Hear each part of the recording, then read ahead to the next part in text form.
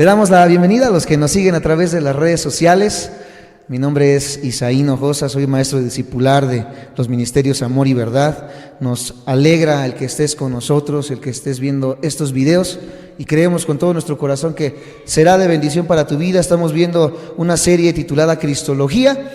El tema es la deidad de Cristo o Cristo como Dios. Así que comencemos en esta hora con nuestro estudio. Vamos a volver a nuestra cita que estábamos leyendo la semana pasada en en San Juan capítulo 1. San Juan capítulo 1. Esa es la cita que estuvimos abordando la semana pasada y que seguiremos abordando este día para poder terminar de desglosar lo que está en esta cita, que nos muestra tanto acerca de la deidad de Cristo Jesús, pero que ha sido desvirtuada, que ha sido aminorada, que ha sido achicada por muchas sectas a lo largo de tanto tiempo, pero que hoy en este estudio a profundidad en el idioma griego podemos analizar y ver cómo ciertamente Jesucristo es Dios. Así que leamos San Juan 1:1 en adelante para sentar la base, recordar lo que vimos y comenzar el estudio del día de hoy. Dice: en el principio era el verbo, que ya analizamos que la palabra es logos, y el logos era con Dios, y el logos o el verbo era Dios. Este era en el principio con Dios, mostrándonos acerca de su eternidad, etcétera, etcétera. Estaba con Dios. La palabra con, recordemos que era la palabra pros, ¿sí lo recuerdan? La palabra pros, que significa íntima unión. Y versículo 3, todas las cosas por Él fueron hechas, y sin Él nada de lo que ha sido hecho fue hecho. Recordemos, amados santos de Dios, entonces, por qué Jesús dijo en San Juan 14:9. Vamos a San Juan 14:9 para ver esta verdad que vimos la semana pasada, pero que hoy vamos a estar recordando en San Juan 14:9.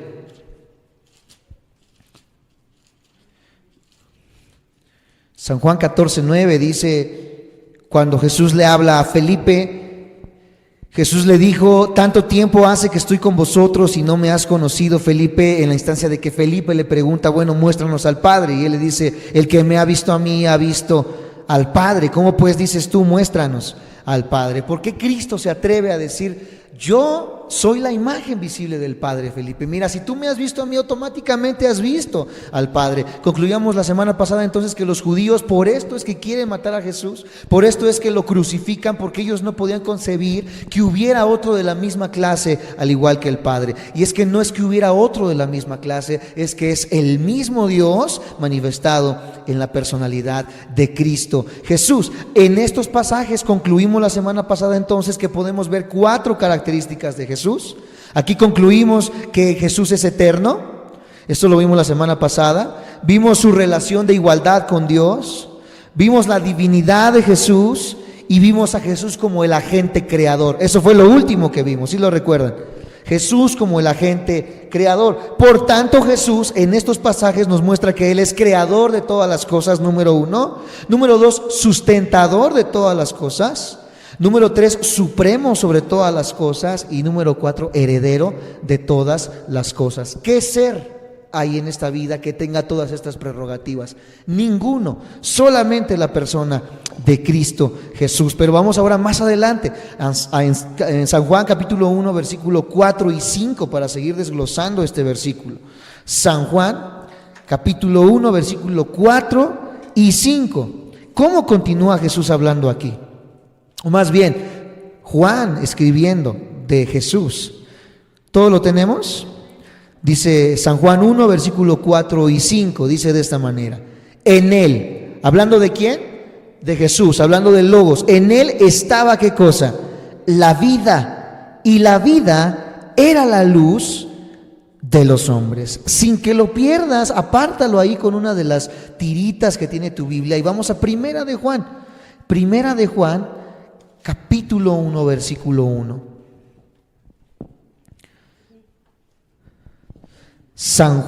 Primera de Juan, capítulo 1, versículo 1 en adelante. Los que lo hayan encontrado me dicen amén. Recuerden que las cartas de Juan, la primera, segunda y tercera carta, están un poco atrás de Apocalipsis. Así es como lo puedes encontrar, Apocalipsis, después encuentras Judas hacia atrás y ahí encuentras las cartas del apóstol Juan. Primera de Juan, capítulo 1, del 1 en adelante. Recordemos que acabamos de leer que en él estaba, ¿qué cosa? La vida, ¿ok?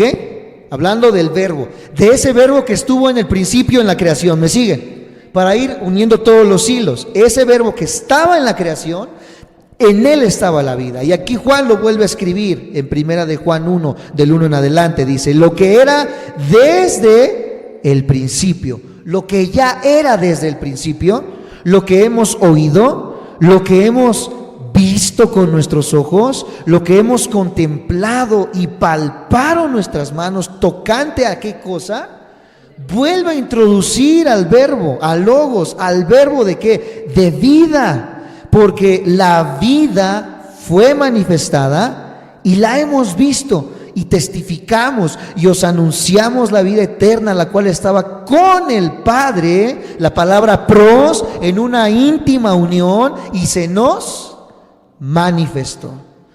Vuelve a haber aquí una evidencia que desde la eternidad, la vida eterna, la cual estaba con el Padre. Pero en Primera de Juan dice que la vida estaba ¿con quién? Con el Logos, con Cristo Jesús. Vemos que esta vida está de igual manera junto con el Padre como junto con el Hijo. La pregunta es esta: ¿qué es la vida? ¿A qué nos referimos como vida? Si le preguntamos a la gente, bueno, ¿tú qué crees que sea la vida? Alguno podrá decir, no, pues con estas lluvias nada más me deprimo, me siento triste. Yo creo que vida es estar en la playita, con un coco, ahí tomando agüita de coco, acostado, ¿verdad? En la arena, con una sombrillita. Eso sí es vida.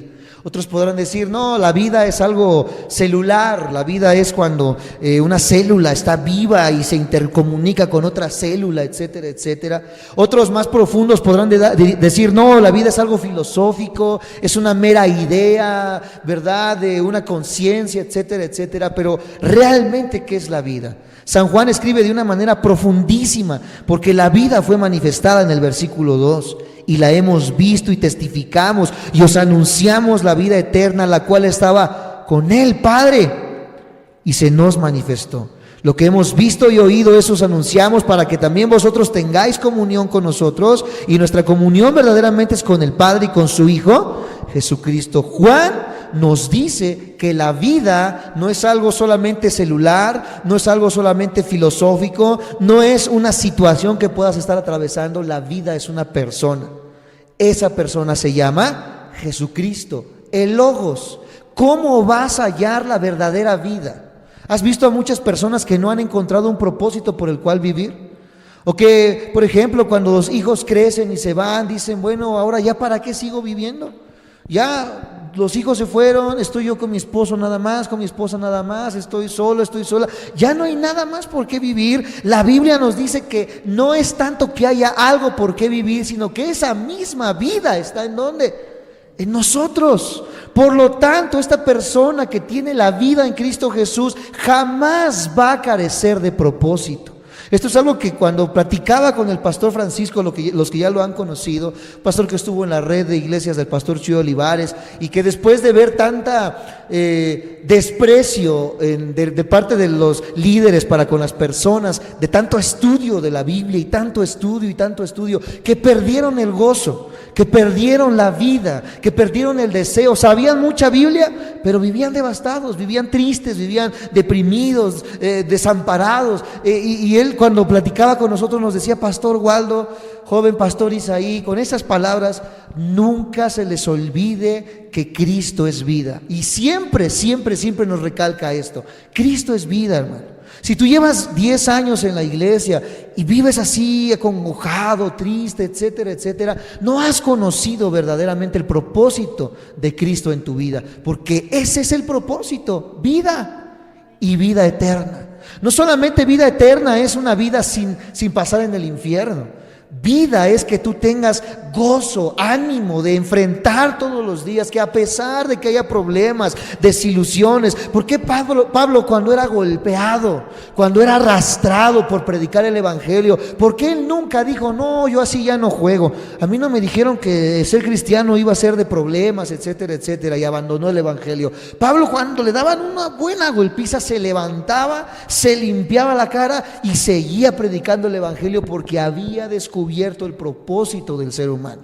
El ser humano, a lo largo de los siglos, todas las culturas jamás han encontrado el propósito de la vida. Por eso hacían tantas barbaridades y tantas cosas. Por eso el ser humano busca en el sexo, por eso el ser humano busca en el alcohol, por eso el ser humano busca en la droga, busca en las mujeres, busca en las experiencias, etcétera, etcétera, hallar algo que sacie el vacío del ser humano. Los ricos, que tú podrías decir, esos ricos tienen todo en la vida para ser felices. Cuando nosotros comenzamos a analizar la conducta psicológica de estas personas, de cómo está su familia, de cómo está su hogar, nos damos cuenta que estas personas, aún teniéndolo todo materialmente, carecen de paz.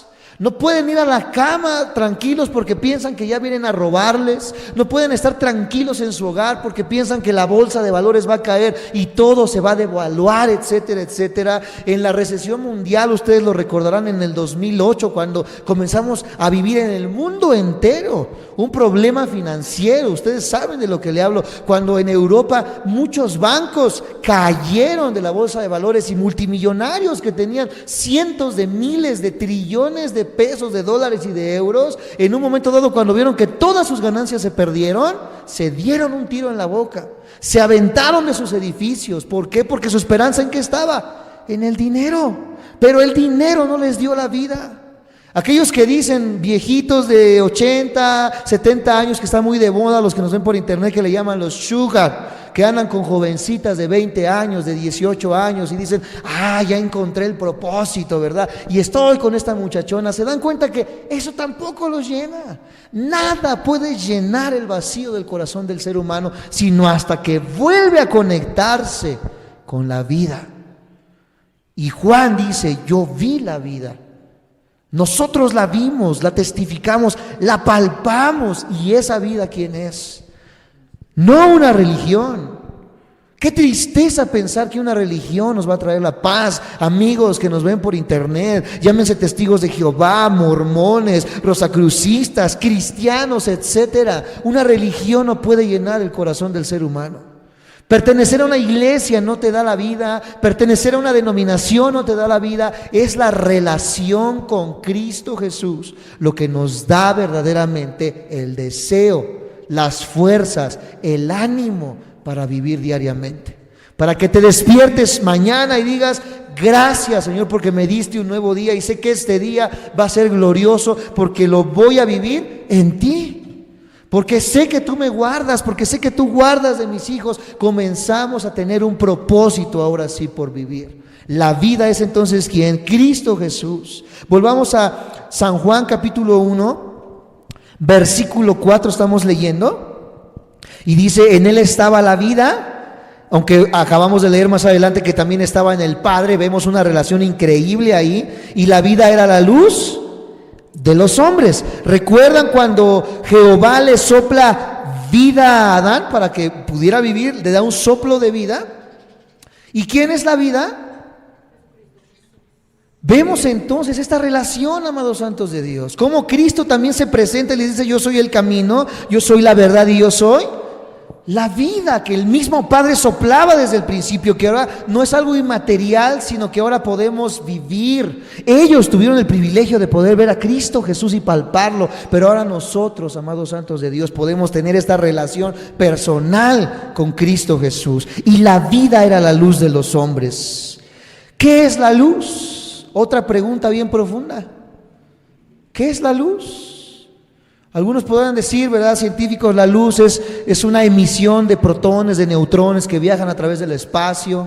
No, pues la luz es cuando tú prendes un foco y se ilumina, eso es la luz. ¿Pero qué es la luz? La Biblia habla a la luz como una senda, Como algo, ustedes recordarán en el pueblo, mi papá me contaba allá en Oaxaca cuando no había iluminación, que tenían que prender una antorcha para caminar entre la selva de ahí de Pluma Hidalgo, que es de donde es mi papá, en Oaxaca, cerca de Huatulco, donde hay muchos árboles, muchas palmeras, etcétera, etcétera, y que para ahuyentar a los animales feroces y caminar en un lugar oscuro necesitaban ¿qué cosa? La luz. La luz ilumina ¿qué cosa? El camino, nos da dirección. Dice que esta vida era la luz de los hombres. Cristo ahora comienza a hacer en nosotros esa luz que nos va a permitir caminar en un lugar oscuro. ¿Qué lugar oscuro podrías atravesar? Una enfermedad, una situación difícil, cómo ser un buen padre, cómo ser una buena mamá. Cuántas preguntas y dudas tenemos, que acudimos a los psicólogos, que acudimos a neuróticos anónimos, que acudimos a alcohólicos anónimos, que estamos buscando quien nos dé una conferencia de motivación para saber cómo vivir y cómo hacer las cosas, etcétera, etcétera. Pues aquí dice que Jesús, al estar en nosotros y en nuestra vida, comienza a iluminar nuestro camino. Comienza a decirnos cuál es la manera de vivir. ¿Quién puede decirnos cómo vivir? En este mundo tan relativo ahorita. ¿Qué acaba de pasar en el Distrito Federal? Con lo de que se empezó a propagar ya la idea, ¿verdad? De que no debe de haber un género. Si los niños se quieren poner falda, que se la pongan. Si los niños se quieren poner pantalón, que se la pongan. Ya todo es relativo. ¿Quién puede decirnos verdaderamente cómo vivir la vida? ¿Estas personas crees que tengan la base moral para poder vivir la vida? Cuando estas personas, la gran mayoría de ellos tienen amantes, no han tenido más de 3, 4 matrimonios, muchos de ellos son adictos a la marihuana, a la cocaína, etcétera, etcétera. Tú ves a estas vidas y tú dices, ¿estas personas son capaces de decirme cómo criar a mis hijos? Cuando ni ellas mismas saben cómo vivir la vida y quieren anteponer leyes y decir así es como debe de ser, cuando ni ellos mismos han alcanzado el propósito de su vida. Pero la Biblia viene y nos dice verdades que a lo largo de cientos de años han servido a reyes, han servido a emperadores, han servido a tantas personas para iluminar el camino, para dirigir a naciones. Martin Luther King, un gran predicador, pastor en Estados Unidos, que siempre gobernó y habló, ¿con qué? Con la Biblia. La Biblia, al igual que Cristo Jesús, es el camino, más bien es la luz que ilumina nuestro camino, que sigue siendo el camino. Por lo tanto, si de algo no sé cómo vivir, si de algo tengo alguna pregunta, ¿a quién me voy a acercar? Sino a Cristo Jesús, que tiene palabras de vida eterna. Gloria a Dios por aquellas personas que vienen a la Biblia a escuchar el consejo, porque este consejo no cambia. ¿Qué leíamos la semana pasada? Mis palabras no cambian, son las mismas. Y ese consejo que dio Salomón hace 700, 800 años antes de Cristo sigue sirviendo al día de hoy, porque sus palabras no cambian. Pero ayer decían una cosa, hoy dicen que se use falda, mañana quién sabe qué van a decir, porque el ser humano es volátil, el ser humano es relativo, el ser humano cambia constantemente, pero Cristo y sus palabras no cambian, amados santos de Dios. Por lo tanto, hace bien que escuchemos sus palabras. Él era la vida estaba con el Padre y era la luz de los hombres. La luz en las tinieblas resplandece y las tinieblas no prevalecieron contra ella. ¿Sabes cuál es la palabra para luz en el original griego? Si quieres apuntarlo, la palabra luz en el vocablo griego es la palabra, se lo voy a decir antes de que lo apunten, es phos, pero se escribe PH, en vez de F, PH, y esa es la palabra phos en el griego. Ya de ahí escribes OS, phos, PHOS, phos. Una palabra que uses comúnmente y que relaciones con phos. ¿Alguien usa cerillitos en su casa? ¿O ya solamente usamos el encendedor o el encendido electrónico? Bueno, los que conocemos el cerillo, algunos le llaman como fósforo. De ahí viene la palabra phos, y la palabra phos es luz, ¿ok? Phos es luz.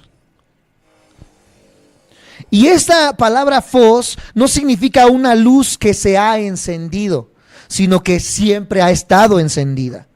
La luz de Cristo siempre ha estado encendida. Por lo tanto, no pudo haber sido una creación, como dicen los testigos de Jehová, que comenzó en el momento en que María fecundó y dio a luz, sino que siempre la luz de Cristo ha estado, ¿qué?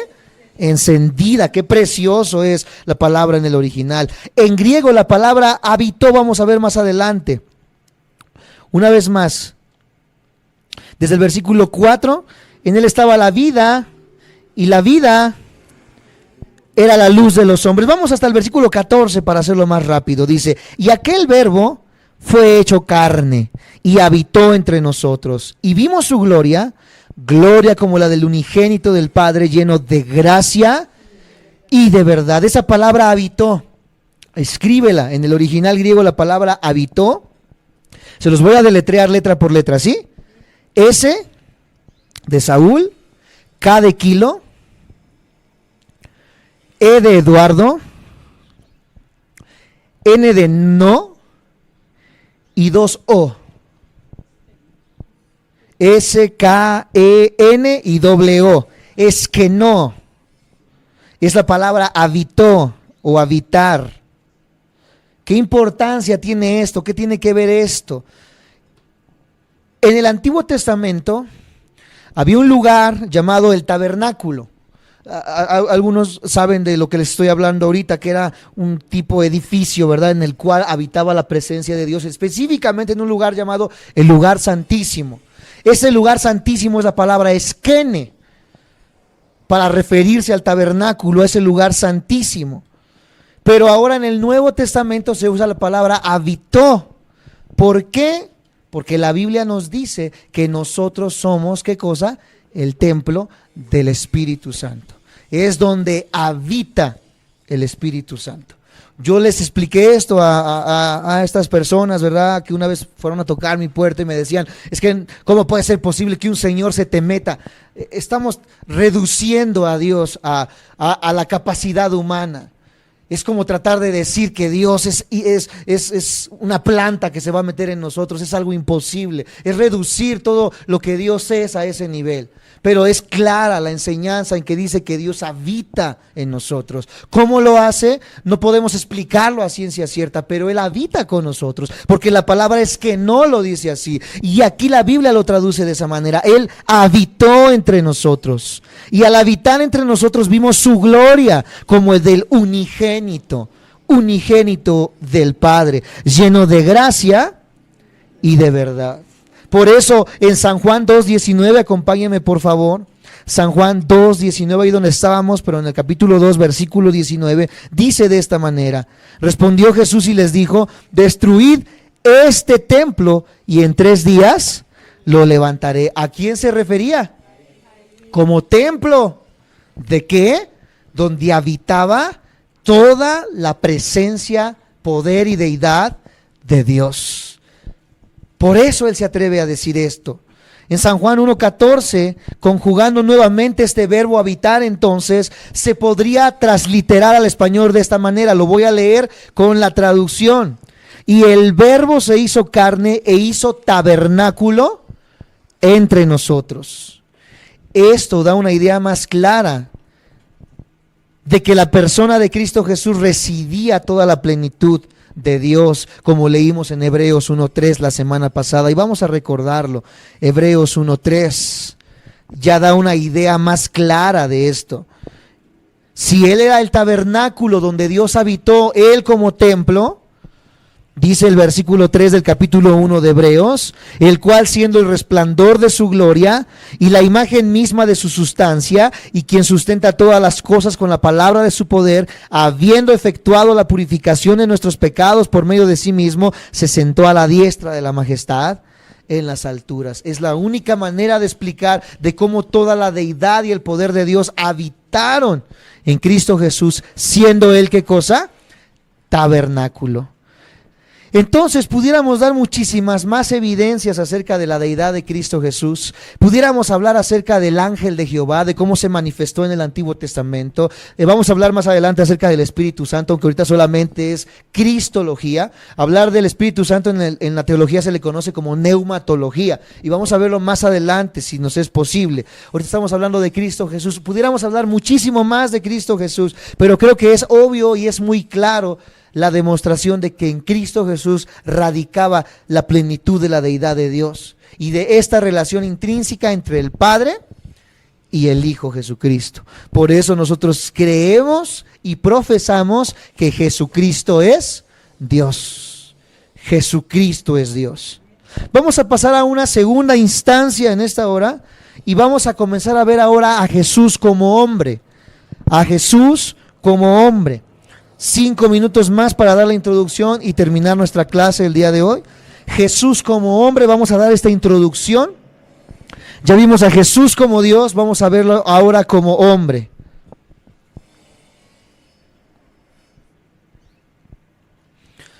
Todavía creo hay muchas confusiones en cuanto a la persona de Jesús, incluso en el pueblo cristiano. Es muy difícil poder conocer a la persona de Cristo y en sí este es el objetivo de estas predicaciones, tratar de esclarecer el hecho de que Cristo era humano, pero al mismo tiempo era Dios. Es difícil de comprender, pero vamos a ir viéndolo poco a poco. Es un contraste tremendo. En el capítulo que acabamos de leer, hablamos de Jesús como Dios, pero ahora la Biblia nos va a presentar contrastes entre Jesús como hombre y Jesús como Dios. No podemos divorciar estas dos ideas. Y es aquí donde comienza la confusión de muchas religiones. Porque al ver la humanidad de Jesús concluyen, si Él era humano, no podía ser Dios. ¿Cómo puede ser posible que Jesús estaba aquí y Dios estaba arriba? ¿O dónde estaba Dios? Es rebajar, vuelvo a decir, toda la esencia y la potencia y todo lo que Dios es a términos humanos. Dios no es humano, Dios habita, obra y se mueve de una manera completamente diferente a la humana, pero la Biblia nos da evidencias. Si quieres apuntarlo, esta disciplina en la teología se le llama analogía, comparación en la teología. Vamos a ver estos contrastes de la humanidad de Jesús con la deidad de Jesús. Y hay muchas ilustraciones acerca de esto. Vamos a ver en San Juan 4:6, no nos movamos de ahí un momento, San Juan 4:6, San Juan capítulo 4, versículo 6, vemos qué le pasa a Jesús en su humanidad, dice, y estaba allí en el pozo de Jacob, entonces Jesús, cansado del camino, se sentó así junto al pozo. Era como la hora sexta. Jesús se cansó. Jesús experimentó cansancio. Si tú dices, es que yo siento que Dios no me entiende, no sabe lo que es pararse a las 5 de la mañana y trabajar como oso, llegar a la casa y comer como león y dormir, ¿verdad? Y roncar, Él no conoce eso. Jesús lo experimentó. Dios en esta humanidad experimentó, ¿qué cosa? El cansancio, y Él ofreció descanso a los que estaban trabajados y cansados en Mateo 11:28. Acompáñenme por favor. En su humanidad se cansó, pero en Mateo 11:28, Mateo 11:28, cuando lo tengan me dicen amén.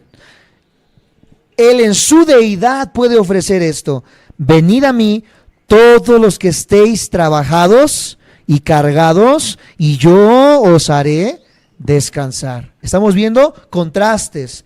Él en su humanidad experimenta cansancio, pero en su deidad nos puede ofrecer lo que nadie puede ofrecer en este mundo: hacernos, ¿qué cosa? Descansar. Si en esta hora vienes con cargas, vienes con aflicciones, vienes con problemas, vienes con tantas cosas en tu cabeza que te quitan el sueño, no puedes vivir una vida tranquila, no puedes vivir una vida en paz, tienes que recurrir a medicarte, a tomar Valium, Prozac, etcétera, etcétera, para poder conciliar el sueño. Jesús nos promete una cosa: hacernos descansar. ¿Cuántos quisieran recibir esta promesa en esta hora. Yo quiero descansar. Ya no quiero estar sufriendo por las cosas que me abaten. Ya no quiero estar sufriendo por los hijos. Ya no quiero estar sufriendo por el trabajo. Ya no quiero estar sufriendo por los ataques, por las enfermedades. Sé que van a estar ahí, pero no quiero que me quiten el sueño, Señor. Quiero descansar. Cristo nos promete esto, amados santos de Dios. Él promete hacernos descansar. En su humanidad, número 2, ahí en Mateo, pero en el capítulo 4, versículo 2. Mateo 4, 2. Mateo capítulo 4, versículo 2. Cuando lo tengan me dicen amén. Vamos a darle lectura. Dice: y después de haber ayunado 40 días y 40 noches, tuvo hambre. Jesús en su naturaleza humana tuvo ¿qué cosa? Hambre. Pero en San Juan 6:35, veamos lo que sucede. San Juan 6:35.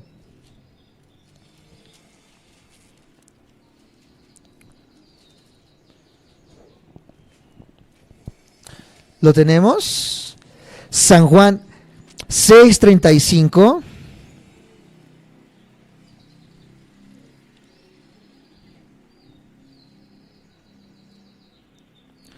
¿Sí lo tenemos? ¿Me dicen amén? Dice: Jesús les dijo: yo soy el pan de vida. El que a mí viene nunca tendrá hambre, y el que en mí cree no tendrá sed jamás. En su humanidad, Él tuvo hambre. En su deidad, Él promete saciar nuestra hambre. Por supuesto que no se refiere a una hambre física, se refiere a una hambre espiritual, esta necesidad de la cual les estoy hablando que tiene el ser humano. Esta necesidad que nada puede llenar. Decían los estoicos griegos y los epicúreos, los descendientes de las ideas de Zenón con los cuales el apóstol Pablo habla en el Areópago. Dicen ellos que la manera de ser felices era alcanzar la felicidad de la manera que fuera, sea en excesos de sexo, de drogas. Los romanos tenían en sus coliseos vomitorios para que cuando la gente comiera y comiera y comiera y se hartara, fuera al vomitorio, vomitara y siguiera comiendo. O sea, el ser humano siempre busca ¿qué cosa? Excesos, porque quieren llenar ese vacío. ¿Qué hacen las drogas? Uno dice: yo puedo controlarlo y a ver, pruebo la marihuana, a ver a qué sabe. Y la primera vez, sientes que vuelas. Ves cómo se te hace para adelante y para atrás todo, ¿verdad? Y te sientes en la mera fiesta y en la mera pachanga, pero después ya no te sirve un churro, necesitas 2, 3, 4, no te sirve una cerveza, el hombre quiere 3, 4, 5 cervezas, 5 caballitos de tequila, etcétera, etcétera, porque el hombre no puede ser saciado. El hombre tiene un bochito y quiere un pointer, tiene el pointer y quiere un Mustang, tiene un Mustang y quiere algo más y más y más y más, porque no tienen llenadera, dice mi pueblo. No tenemos saciedad, no hay nada que pueda llenarnos, pero Cristo dice: yo puedo saciar esa hambre que hay en tu corazón. Yo puedo darte el contentamiento que tanto necesitas y tanto anhelas como ser humano. Yo puedo darte el privilegio de no tener hambre y sed jamás, de que te sientas lleno y pleno en Cristo Jesús. ¿Qué entendieron los católicos, la Iglesia Universal?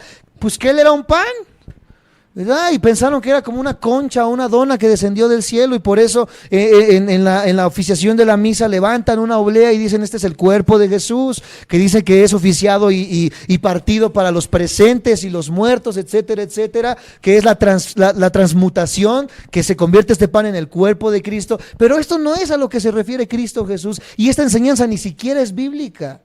Cristo nos dijo que Él era el pan de vida, porque Él era lo que iba a saciar y llenar el hambre del vacío del ser humano en nuestro espíritu. Número 3, en San Juan 19:28, ahí donde estamos en San Juan, capítulo 19. Es como si dijéramos: Jesús también dijo: yo soy la puerta. Entonces, ¿qué vamos a hacer? ¿Puertas en la iglesia para que la gente pase por ellas? San Juan 14. ¿Sí les dije 14? No, ¿verdad? 19, es cierto. San Juan 19. Eso, sí están bien metidos en el tema. 19, versículo 28. San Juan 19:28, cuando lo tengan me dicen amén.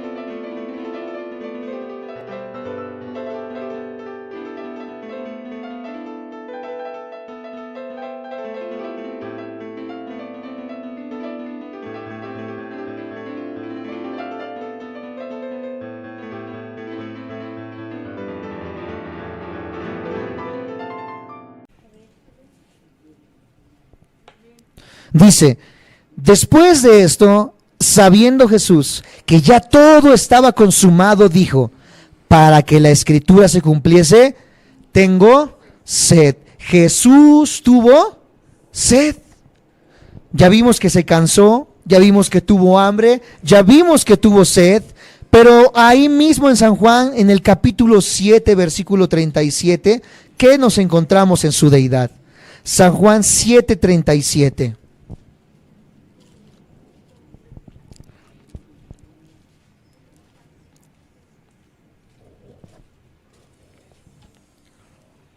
San Juan 7:37, ¿lo tienen? Me dicen amén. En el último y gran día de la fiesta, Jesús se puso en pie y alzó la voz diciendo, si alguno tiene sed, venga a mí y beba. El que cree en mí, como dice la Escritura, de su interior correrán ríos de agua viva. Qué impresionante es ver a personas que después de 70, 80, 90 años en Jesús, su mente está lúcida, está entera. Conocemos a una hermana, ¿verdad?, que tiene 83 años. 83 años, y uno se imagina a una persona de esta edad, ¿verdad?, ya cansada, etcétera, etcétera. Es una hermana que se maquilla, se pinta, bien pomposo en su cabello y anda ahí corriendo como varita de nardo. Y su mente está completamente lúcida. Precioso que la Biblia nos diga esto, que en nuestra vida fluirían ríos, no tendríamos sed jamás. Pero vemos a esos grandes, entre comillas, escritores que son los padrinos de los maestros ahí en la secundaria, en la preparatoria, en la universidad, como Friedrich Nietzsche, Jean-Paul Sartre, Carl Sagan, etcétera, etcétera. Filósofos, científicos, filósofos que se han levantado, que a la edad de 30, 40 o 50 años terminaron en el manicomio. Hombres que según eran grandes iluminados terminaron locos en un manicomio, gritando y aullando que lobos venían por ellos. Ve la biografía de Friedrich Nietzsche, el que siempre dijo Dios está muerto, y que al final de que él murió y pusieron en su tumba, ¿verdad? Mira, Friedrich Nietzsche murió, Dios sigue vivo, porque pasó toda una vida peleando contra alguien que dice que él no existía. Qué ambigüedad y qué tontería. Si yo creo que algo no existe, pues ¿para qué peleo contra algo que no existe? Pero él pasó y dedicó toda su vida, que fue corta, a la edad de 40 y tantos años, cae en el psiquiátrico, enfermo, loco, diciendo que lo venían persiguiendo lobos que venían por él. Pero estos grandes hombres, como R.C. Sproul, que hace poco falleció ya a una edad avanzada y que todavía predicando él, ya en sus últimos días, todavía con oxígeno, pero él lúcido de su mente, lleno de vitalidad en sus ojos, como una antorcha que brillaba, porque se veía la pasión en los últimos días de que él, aún en sus últimos días, seguía predicando el evangelio de Cristo. Su vida reflejaba esta vida en Cristo Jesús. ¿Y cuántos jóvenes hoy en día a los 20, 25 años ya están arrastrando la cobija diciendo que ya no quieren vivir, que ya no aguantan, que la vida es difícil? Amados santos de Dios, si alguno está con sed, si alguno está cansado de la vida, vengamos a Jesús, y Él promete hacernos descansar, y Él promete saciar nuestra sed. Él tuvo sed entonces. En cuarto lugar, en Lucas 22:44, 22:44, Ahí estás en Juan, ve un poquito atrás, ahí encuentras Lucas. Lucas 22, versículo 44.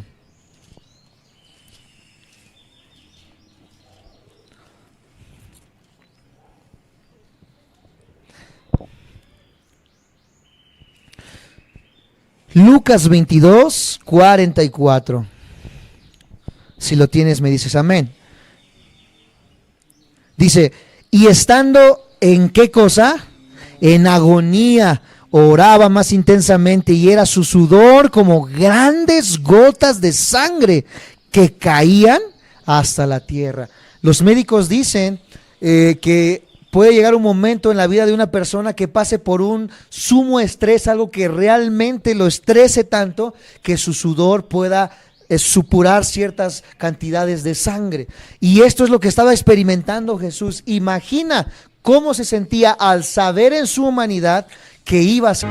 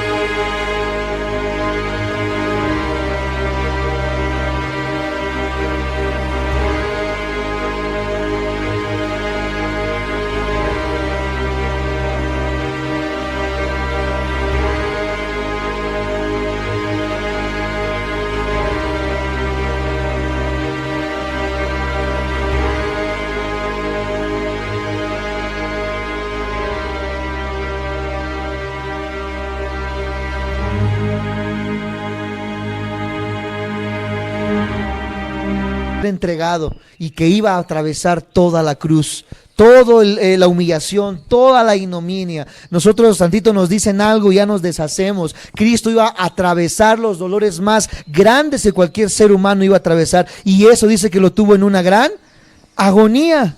A eso nosotros le llamamos la agonía del huerto. Pero en esa agonía, amados santos de Dios, la Biblia está repleta de evidencias de que Cristo sanó enfermos, alivió enfermedades, alivió dolencias y levantó muertos. Este hombre que experimentó agonía tuvo el poder para poder hacer tantos milagros a nivel físico y médico.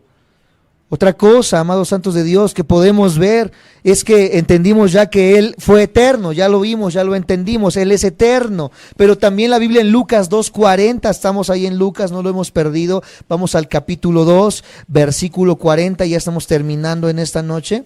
Lucas capítulo 2, versículo 40.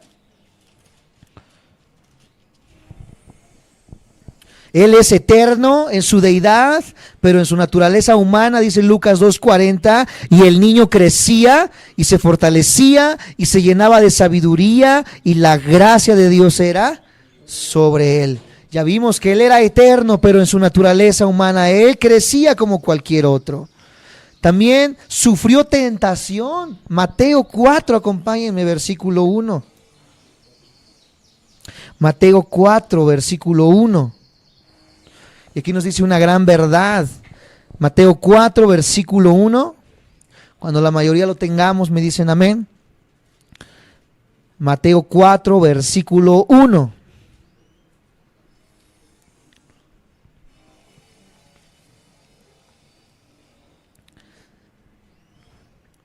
Dice de esta manera: entonces Jesús fue llevado por el Espíritu al desierto para ser tentado. ¿Por quién? Por el mentiroso en el original. Diablo es mentiroso. El diablo es el padre de mentira, él solamente habla mentira, él es el mentiroso. Y qué increíble que le hayan puesto el diablo en este pasaje, porque sencillamente le estaba mintiéndole a Jesús. Él estaba hablando mentira a Cristo Jesús. Dice que él fue tentado. ¿Qué verdad encontramos aquí? Que no es pecado ser tentado. No es pecado ser tentado. ¿Cuántas personas se sienten sucias, verdad, cuando pasan por una tentación? Uno de los grandes hombres que fueron precursores en la vida del pastor Alducin fue un hombre llamado Billy Graham. Este hombre dice que le dio un consejo al pastor Alducin una vez allá en Acapulco, en uno de sus búngalos, y dice que le decía al pastor: mira, Armando, yo te puedo dar un consejo como pastor, y este consejo es que nunca viajes solo. Siempre que vayas a viajar a algún país, a algún estado donde te inviten a predicar, trata de ir o con un pastor, o con tu esposa, o con algún hijo, pero nunca viajes solo. ¿Por qué? Porque contaba Billy Graham que una vez él fue a predicar a Europa, y ahí en Europa dice que en el lugar donde lo hospedaron, había afuera, justo abajito, estaba así cerquitas del lugar, había un prostíbulo de francesas. Dice que eran chicas sumamente hermosas. ¿Y qué persona de los que estamos aquí, o de los hombres que nos ven por internet, nunca ha visto a una mujer para decir qué bonita está? Todos nosotros, y el que diga que no es un mentiroso. ¿Por qué? Porque está en nuestra naturaleza. Y dice que él estaba allí a cientos de kilómetros, de miles de kilómetros de casa, Billy Graham, y dice que en su mente comenzó a pasar cosas, como diciendo: bájate y ve con estas chicas, no está tu esposa, no está nadie que te pueda ver, ¿quién va a saber que te vas a aventar una canita al aire, como dice el mundo? ¿Quién lo va a saber? Eso es ser, ¿qué cosa? Tentado. Si no estamos bien orados, si no estamos bien leídos de la palabra de Dios, dice Billy Graham, por supuesto que hubiera caído. Pero ¿qué hizo? Yo hice lo que José hizo, el de Egipto. ¿Lo recuerdan cuando la mujer esta lo quería apañar para que anduviera con él? Dice que él hizo lo que hizo, él agarró la llave de la recámara y la aventó, dice, por la ventana, para no poder ir por la llave. Tenía que aventarse un brinco como de 3 pisos para irse al prostíbulo, porque tanta fue su deseo, ¿verdad?, en su corazón de la tentación en su vida, que él prefirió aventar la llave y encerrarse en la recámara. ¿Por qué? Porque la tentación en la vida de un ser humano puede ser tremendísima. Pero ser tentado no es pecado, amados santos de Dios. Cristo fue tentado y nosotros seremos tentados en algún momento dado. Por eso tenemos que estar sujetos de Cristo Jesús. Él decía: tú no has caído en pecado porque no has tenido la oportunidad. Porque en el momento en que tengas la oportunidad, sí o sí el ser humano o nuestra naturaleza nos lleva a caer en esos pecados y en esas tentaciones. Pero Cristo fue tentado, para resumir, pero Él no experimentó el pecado. Como Dios no podía ser tentado, dice en el Antiguo Testamento, pero Él en su humanidad sí fue tentado. Y como punto número 7, para terminar en este contraste entre la humanidad de Jesús y su deidad, Jesús se limitó a sí mismo en su conocimiento en Lucas 2:52. Lucas 2:52, ya estamos terminando. Lucas 2:52.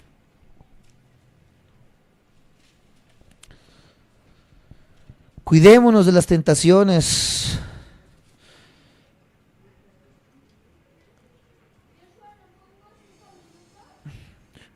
Una vez contaba el pastor y decía, el pastor Alducin, en una de sus conferencias, decía que llegó con su esposa y le dijo: Martita, este día venía en el avión y una norteamericana muy guapa que se me sienta en las rodillas y me empezó a coquetear. Y dice que Martita ya tenía ganas de azorrajarle el sartén en su cabeza, pero él se abrió con su esposa y le dijo: mira, si yo no hubiera estado bien orado y bien metido en la palabra de Dios, seguramente hubiera caído, iba hacia Texas. Pero en el momento en que le dice el pastor: soy pastor, dice que la cara de la muchacha le cambió completamente y que se echa a correr a su lugar. ¿Qué quiero decir con esto, amados santos de Dios? Hombres, mujeres que están aquí, no importa la edad, nunca teman hablar con otra persona. y decir, si es su esposo, pues mucho mejor, pero con alguien espiritual, con algún hombre de Dios, algún pastor, una esposa de pastor, algún diácono, si están atravesando algo, nunca teman en decir las cosas, en decir, mira, estoy atravesando esto, estoy atravesando estas tentaciones en mi escuela, en mi trabajo, porque vuelvo a repetir, esto no es un problema, el problema es que nosotros juguemos con la tentación, cedamos ante la tentación, pero él dice, yo fui con mi esposa para decírselo y que juntos pudiéramos salir de esto, y juntos, amados santos de Dios, es como podemos luchar contra todo esto. Si tú estás atravesando algo que quizás te avergüenza, etcétera, etcétera, no tengas temor de hablarlo con tu esposa, con tu esposo, y juntos busquen una solución delante de Dios para no caer en el problema tan grave que es el pecado, de lo cual ya hemos visto y hemos entendido la gravedad del pecado en la vida del ser humano. En Lucas capítulo 2 versículo 52 dice por último, y Jesús crecía en sabiduría y en estatura y en gracia para con Dios y los hombres. Dice que él crecía ¿en qué? En su humanidad él crecía en sabiduría, en entendimiento, pero ya vimos también las declaraciones de su deidad, que él conocía también los corazones de las personas sin siquiera conocerlos. Por lo tanto, él en su deidad conocía todas las cosas, pero en su humanidad él iba creciendo ¿en qué? En sabiduría. Vamos a concluir en esta noche entonces así. Lo primero que se debe aclarar es que Jesús es el nombre de la segunda persona de la Trinidad después de que él se encarna, pero él ya existía. Y la semana que viene vamos a ver el dilema del catolicismo en cuanto a si María es la mamá de Dios, que se enseña y se habla de esta manera. Si María tuvo más hijos o sigue siendo virgen, si realmente fue una inmaculada concepción, etcétera, etcétera. Todas estas doctrinas que se han vivido y se han hecho, y lo vamos a ver a la luz de la palabra de Dios, la encarnación de Dios en la persona de Cristo Jesús. Pero algo que nos tiene que quedar bien en claro es que Él es la segunda persona de la Trinidad y que Él, amados santos de Dios, tuvo una humanidad 100% real. Próxima semana continuamos con este tema. En esta hora cerremos nuestros ojos así como estamos y pidamos a Dios sabiduría para que podamos entender lo que en esta noche se expuso. Señor Jesús, te doy gracias por lo bueno que eres con nosotros. Gracias porque me permites dar una clase, Señor Jesús, tan preciosa como lo es Cristología, como es la persona de Cristo Jesús. Te agradezco infinitamente, Señor Jesús, que